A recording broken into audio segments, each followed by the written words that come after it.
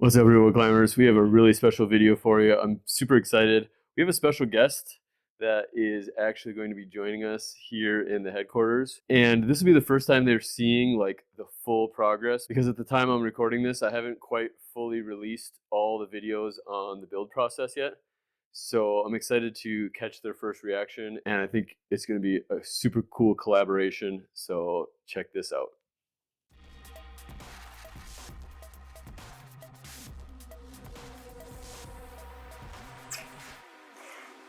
Whoa, dude, this is amazing. All right, so this is Sam from Climber Dad. Hey. And Sam is in the middle of a cross-country, like crazy road trip adventure. And you should definitely check out his videos that he's gonna be posting about that. It sounds like it's amazing and you're having a lot of fun. It's been awesome. Yeah. Yeah. And this just happens to be one of his stops is here through Denver. And he's like, let's check out real world climbing in the headquarters. So he came in and now we're gonna climb and we're gonna have a good time.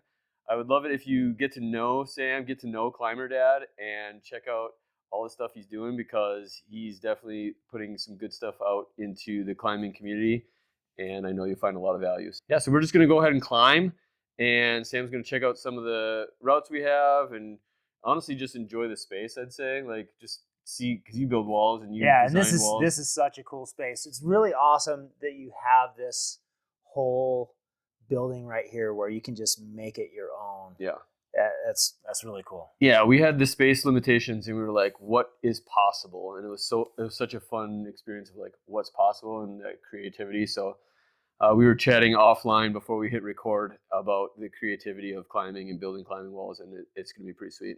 So yeah, I would appreciate like your perspective on what we decided to do with these space and like, yeah, all this stuff, because you designed a bunch of walls yourself. So yeah, we could go through that. Yeah, cool.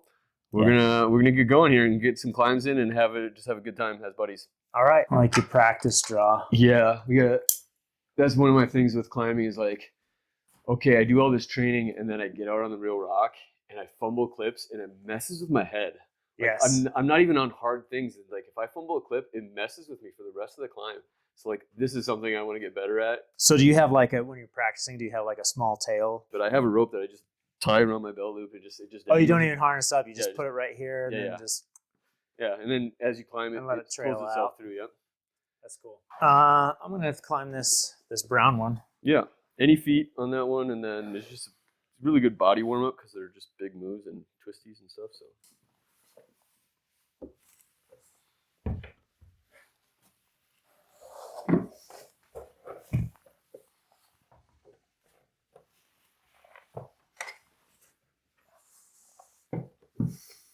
You said this one's on? I do use that one, yeah, for right, and then it helps me with my right-left combos.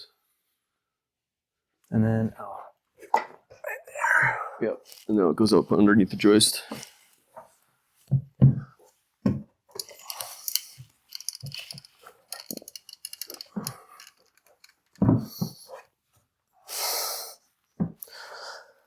All right, I'm just going to take the fall.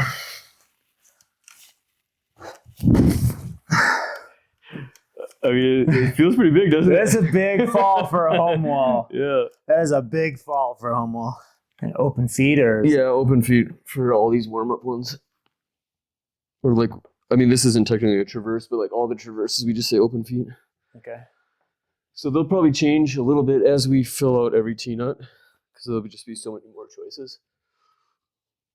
And then if you wanted, then you can swap over and down climb.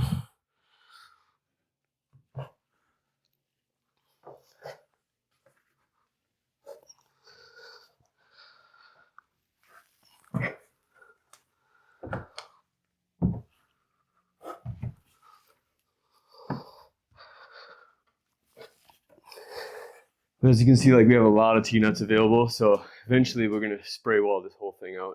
Yeah. Why did you end up going with a diamond pattern? Well, it's a really good question. Every single sheet of plywood, with the exception of the grid that I did on the adjustable board, every single sheet of plywood was used on a previous wall. Okay. So this was on my buddy Jack's wall, and that's what he had decided to go with. I actually really like this particular offset of diamond, so I was pleased with it. So when I was getting around to like picking which sheets of plywood went where, these were all pretty uniformed and they're pretty condensed. Okay. So this is the ones I went with. So it was a convenience that was the sheets that were available. The diamond pattern definitely allows it to be more condensed. Yeah. For holds. I personally like just the straight grid. That's more coming from the builder's perspective. Yeah. And route setting too. And in a commercial gym, I found that the grid pattern is just easy to keep in mind. Right. This wall is obviously like a grid as well, where there's one moonboard set that goes on this, and then the down and right is the other moonboard set. So they are technically a grid because when you climb them, you're only climbing one, but to get the most space, they're staggered by 4 inches and over and 4 inches down. Nice. So this is not... And you have the light system. Yeah. So then when we're climbing the 2017 set, the LED will be below the hold you're going to use. And when we're climbing 2019 set, the hold will be to the right of the... So literally you just have to switch it in the app. Okay. And one LED set runs 2 moonboards. Wow. And then when we eventually get the blue ones, we'll have the similar setup of 2024 and 2016 on this wall. In case I haven't posted that video yet, literally every moonboard set will be on our deal here. It's pretty sweet. That's ambitious. Yeah. So the pink tape is a traverse. It's probably one of the juggier traverses. So that does start here with open feet. Oh, I see here. What I find is the holds are all pretty good, big, but the movements are big and twisty sometimes. Okay. And so like take advantage of getting your feet exactly where you want them, because like some of the body movements are bigger, is what I found. Yeah, so I usually have left hand there, and then right hand here, and then cross here, and do this big layback thing here. This is probably the hard section. The crux right there. Yeah, just because the body position. I'm gonna give that a try. That'll help balance out the climb that I did this morning, I think. Yeah. Oh yeah, I like doing the thing from the other way around. Oh, from the other side? Yeah, it goes both directions, either way.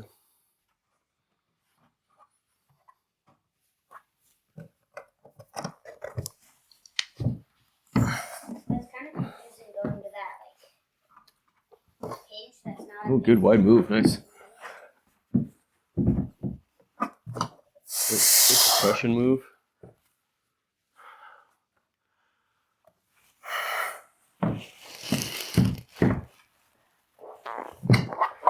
Oh. Okay. Yeah, you did awesome on that though.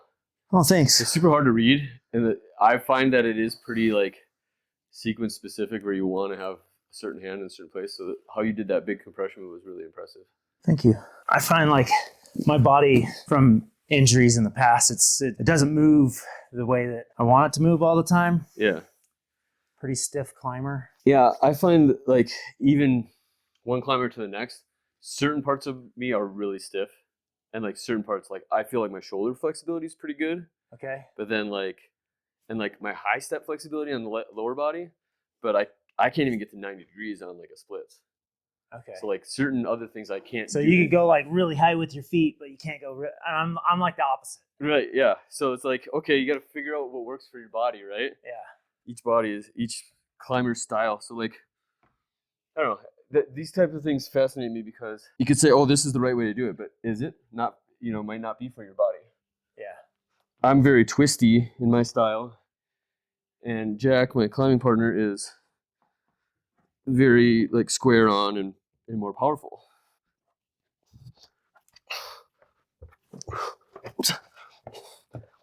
So then I end up doing like 2 or 3 foot moves for every hand move, versus like a more powerful person might move their hands more frequently.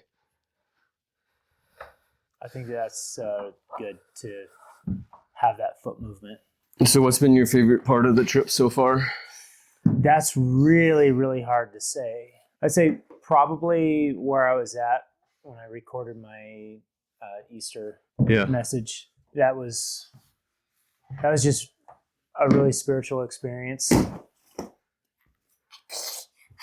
Yeah, that Easter message was really powerful, and like, yeah, the scenery looked really beautiful. Yeah, it's incredible.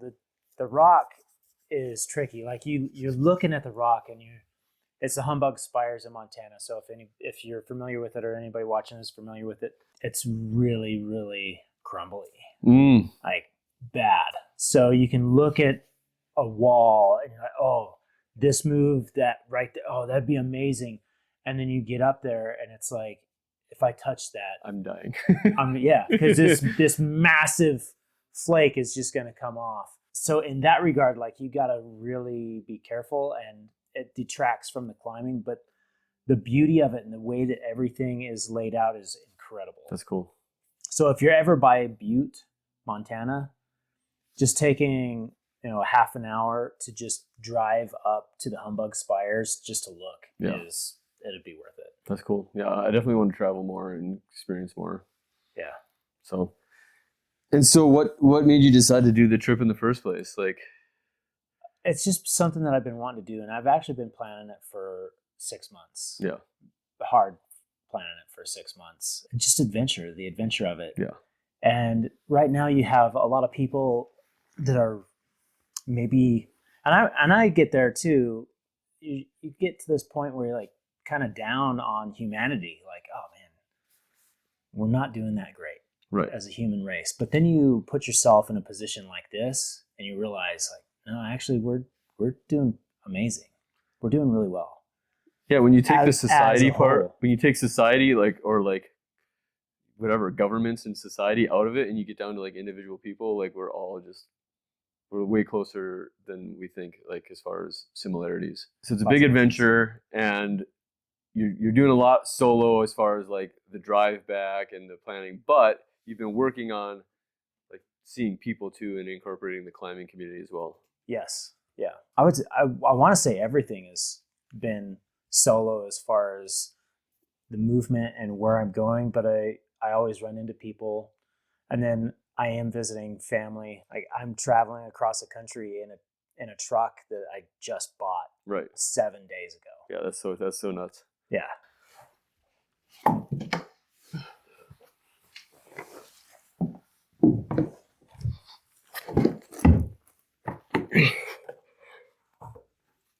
Are you gonna do that climb again?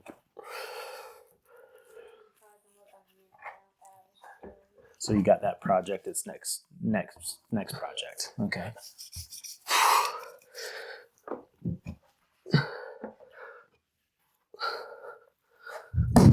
Nice.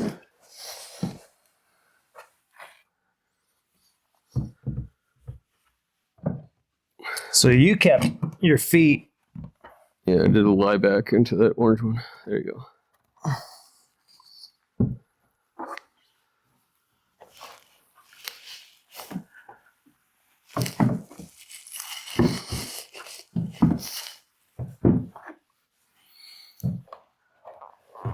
Ooh, overcross. Nice. Come on.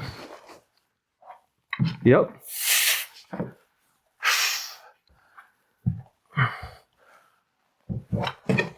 Good. So if you want to, there's a bump and there's kind of like a teardrop blue over there. That's the hold. If you can reach. I can see it. Good. Oh, yeah. Had it. Yeah. Yeah, so the feet are pretty tricky on it. So yeah, that's actually like keeping open feet makes you think about your feet a lot more. Yeah. And eventually, like, again, all those T-nuts will be filled with footholds. So maybe it would make it easier because you have more choice. But also, like, then you can I think it's kind of cool because then you can fine tune the difficulty. So you could say, I'm not stepping on any jugs. I'm only using, small footholds or whatever. There was a guy that I toured his wall, and he had a lot of traverses. He just had a pretty low wall, but a lot of traverses. Uh-huh. And what he did is he did handholds where follow the color. And then he just had 4 different sets of footholds only. So like gray, red, black, and white were all footholds. And so then you would have... So no matter where they were, that was... Yeah, so you could fine tune. You could say, I'm doing purple hands, but I want to do the slopey, black, disky footholds versus the nice, little bit more in-cut footholds were a different color. So you can fine tune the difficulty by the footholds. I thought that was a really interesting setting. So the footholds themselves had a difficulty built into them. There you go, Sam. Okay, and then where? yellow. Yeah, so people could check you out on climberdad.com, but like, what are they going to find? They're going to find like you design these freestanding walls and these wall plans. Yeah, I do have a discount there to where I am selling my build plans. So if anybody wants to build their own wall and you don't have an amazing space like this, most of my walls are designed to fit into a regular sized house where you've got 8-foot ceilings. Like I think my favorite one that I have designed now, it's an 8x8 wall, which is really small, but because it's adjustable, it can be very, very much bigger and give you a lot of different variety. Yeah, the versatility of the adjustable walls is huge. Yeah, and it can fit into a bedroom. Yeah. So, and I think I've seen the build for that because that's the one where it's like a lean-to, right? This one's not a lean-to. Okay. This is it's got a winch in the center. Oh yeah. And then straps on the side. Yeah, that's cool. Yeah, and your builds are like super specific. Like so, you've planned out every cut for these guys. Yes, I try to design. I do not do that. I do not plan every cut for you guys, but for the build plans he does, you guys could check that out. I put a lot of time into them, and my goal is to have them as close to Lego build plans as possible. Yeah. Where there's very little words, there's a lot of pictures, and I try to take every single step. I've got a list in there of simplicity of your dimensional lumber. So you have this dimension and this cut gets you there. Yeah, and minimal waste too. Yeah, so I try to design things that's going to function well, but it's also going to have minimal waste, which makes it cheaper. Yeah, that's awesome.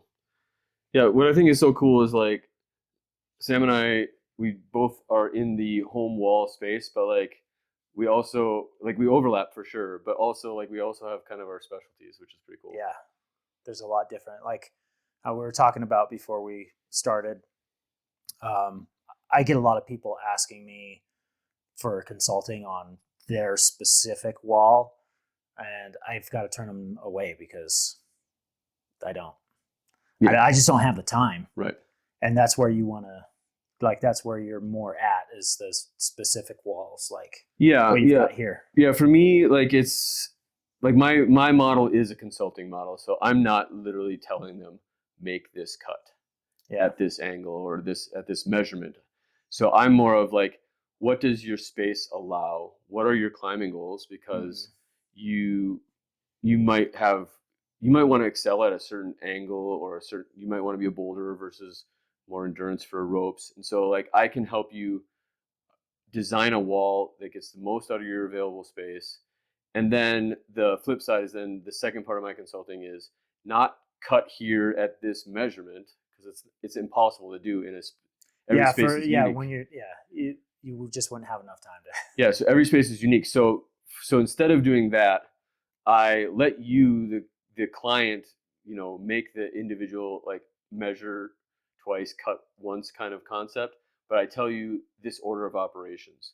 So here's what to think about. Here's some things, some red flags to watch out for, all that stuff. I've built and designed, several dozens. I might be coming up close on 100 walls for friends and all this certain stuff on designs work, built my own. And so part of it is I know the mistakes that could be made so I can help you avoid them and stuff like that. But yeah, very different as far as the model of I can't literally tell you cut this at 11 feet, 3/4 inches or Yeah. What is your thought on slopers, Sam? Do you like slopers? I go through phases. So I'll be really into crimps for a couple years, and I'll be really into edges, and then into slopers. Yeah. So I'm not good at them, so I try to get better at them. And I have this black one over here that you might here on the 15-degree one. Oh, let's check it out. So I'm not good at slopers. It originally, right now, before I added the Ninja up there, it just finished on the top of the wall. So the finish is open to interpretation, but it's black holds. Okay. Starts on this one here, and then it's got black, red for foots.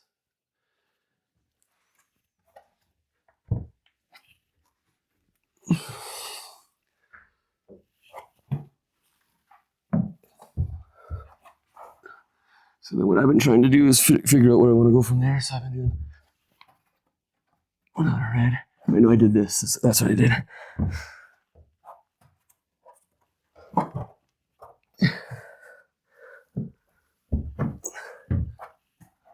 Okay. But yeah, whatever you want to interpret at the top, but those lower slopers are pretty fun. You might be tall enough that you could do a left bump all the way to the better of the two slopers. Oh, that one's a better sloper? I think so. It's got better texture. It's got a little bit of a lip in it. So if you can get good stand-up off of those, then you might be able to do it. Oh. Interesting. Barn door. Little barn door, I was going to say. Yes. Good. Yes, you're on it. Nice. Come on, Sam. Oh, Yeah, come on. Start handhold. I can't remember. This is a great one. No. You did, though. Nice I work. can't get my foot up that high, dude. Nice work. So yeah. That texture's rough, man. Okay, so that one is a retexture job that I did. I was curious. I was going to ask your opinion on it. So that is rhino liner solution that I came up with, because that's an old gym hole that was super polished. Okay. I did like a rhino liner and some sand, and then a couple layers of rhino liner in there. Oh, my hand hit that, and I'm like, holy crap! That's very textured. Yeah. I would like it's realistic.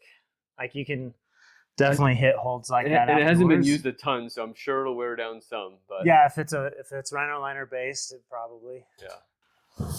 That's a 15 size. There you go. Well, I like how you filled that in. Yeah. It was just like the space did it. I knew I wanted the Ninja up there. Yeah. So the Ninja it's been in every one of my home walls. Okay. My very first one, it started off as a 6 feet wide, 4 feet tall sheet of plywood. And it's like every iteration, as I found a spot, little things got chopped off. So I was like, I got to find a way to put it in there. And that's just how it fit. And then that solution with the... Did you paint it? No, I got it from a youth camp I worked at. They used it as like a skateboard ramp. Oh, okay. And then I was like, well, I could use that for a climbing wall. Can I bring it home for me? Bring it home? And then I was always part of the climbing wall. How old were you when you built your first wall? I built my first wall in 2008. Yeah. And my oldest son was 1. So that would be 17 years ago. That's cool that you have a marker. And then then we moved in my second wall. The second wall I built when my middle son was 1. And then my third wall, he wasn't even born yet, but then eventually he came at that wall. Is it we track when our kids are born or when our climbing walls were born? Right. Come on, dude. Oh, you're trying that one?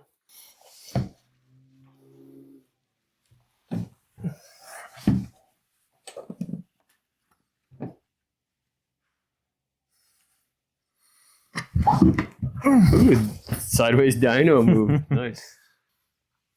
I can do that. Yeah. Oh, right there. Yeah, that's pretty cool. So when you go outside to climb, where do you go? Well, luckily I have Jack here. Jack's off camera, but I have Jack that knows all the places, so he has really been a host for most of the time. Oh, nice work. So rope climbing, I would say we've been to Clear Creek probably more frequently than anywhere else. So yeah, Flagstaff Mountain is a pretty condensed area of bouldering that's within 20 minutes drive probably. So a lot of sport climbing background, but bouldering is kind of taking you away a little bit. I would say percentage of time, probably still bouldering happens more. For me being all of us now in our 40s. Yeah. I would say that long term, I perceive and want to be better at sport climbing. Like taking ground falls into my 50s is probably not going to be super what I want to do. I think even though I feel like my endurance sucks and my finger strength is good, so bouldering is probably my game, my current strength. but long term, I feel like I want to. So that's where I need to keep poking him because he's got a really strong head game, tactics, and he's comfortable just hanging out on his feet and just figuring stuff out mid climb, whereas I freak out.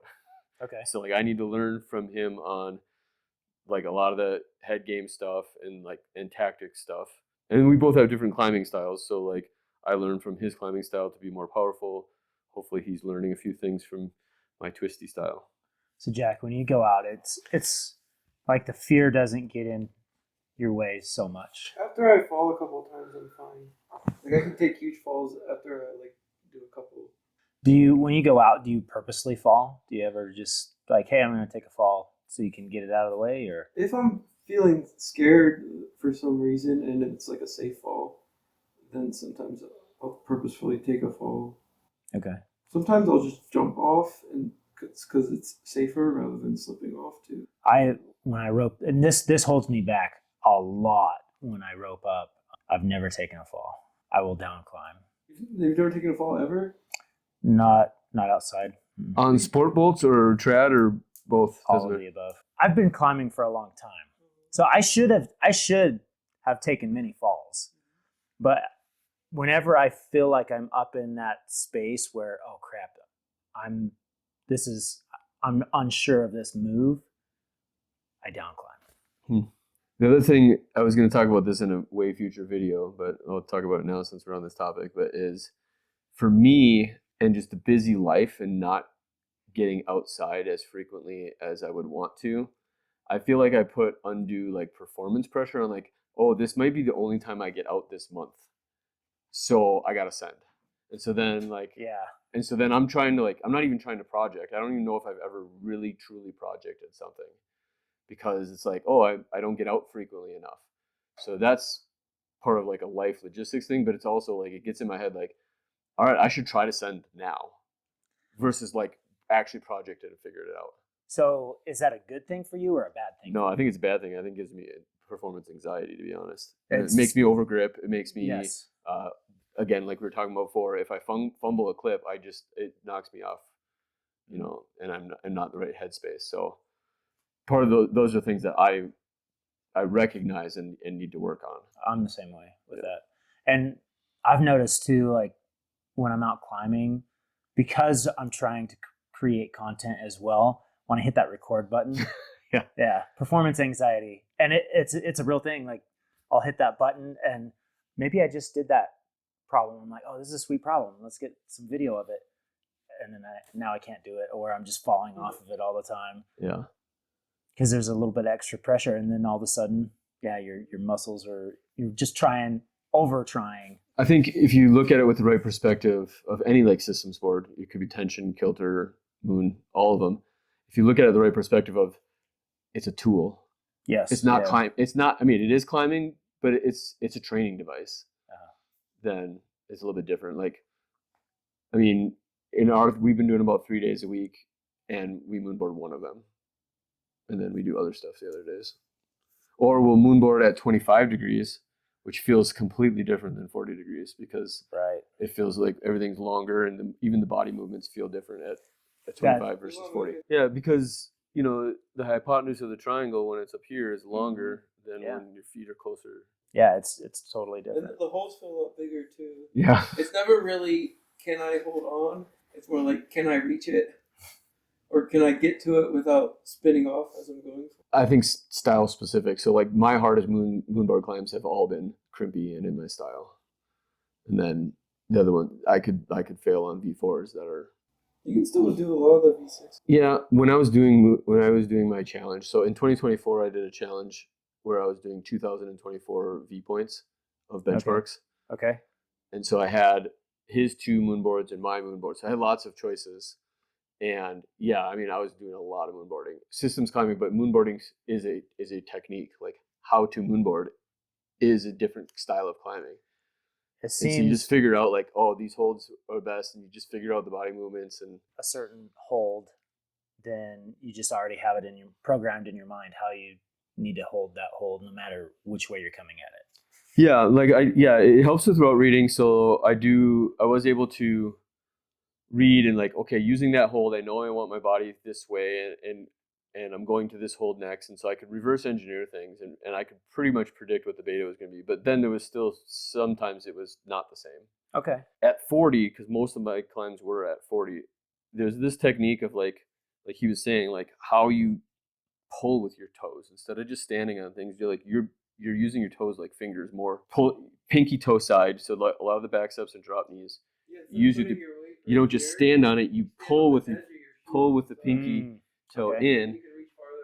And so there's this whole like center of gravity and like the little nuance of how you pull in your center of gravity. And maybe it affects every type of climbing, but that really, I'd say, revolutionized my climbing in that I don't just stand on things anymore. Like every foothold is a handhold that I'm using. Yeah, you're pulling. A primate kind of using it as a hand to pull in. It seems like barefoot climbing is catching on. I've seen more of it. Yeah, it's kind of crazy. How do you feel about that? I think for steep and overhanging stuff, it makes perfect sense. I think I like crimpy edging, so I think for edging it's probably not as good. So as you can see, like Sam and I, we just met and we became friends pretty fast, and we were having a session. A lot of this conversation was pretty impromptu, it just kind of happened. So you guys got to be the recipients of just a couple of guys talking about climbing in life. So I hope you really liked it. Special thanks to Jack for his contribution as well. I want to remind you, go check out climberdad.com, go check out his stuff and give him some love. Check out his YouTube channel as well. I'll put links to all that in the description. Got anything else you want to close out with? Just how amazing the climbing community is. Yeah. I really feel like no matter where we are in the world, the climbing community has this special connection, this unity, and it's awesome to be a part of it. Yep, I agree 100%. So you know how it goes. Make sure you clip into the subscribe button down here. I'll see you guys in a future video.